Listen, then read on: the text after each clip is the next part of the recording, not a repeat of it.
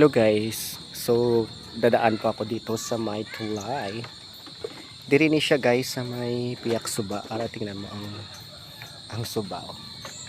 Diri ni siya sa piyak suba sa lapit sa Amon.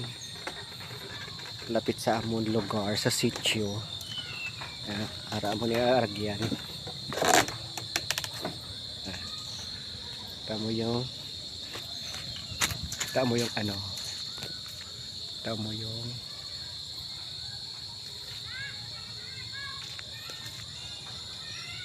placed.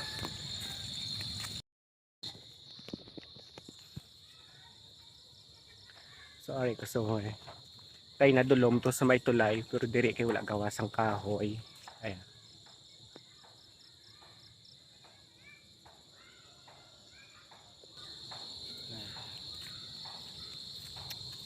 Tapo yung ano.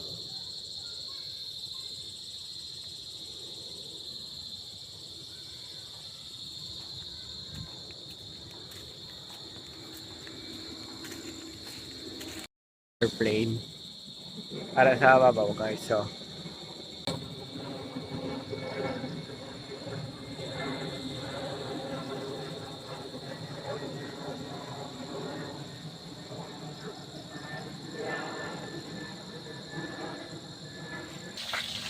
then nagluluto yung kapatid ko guys.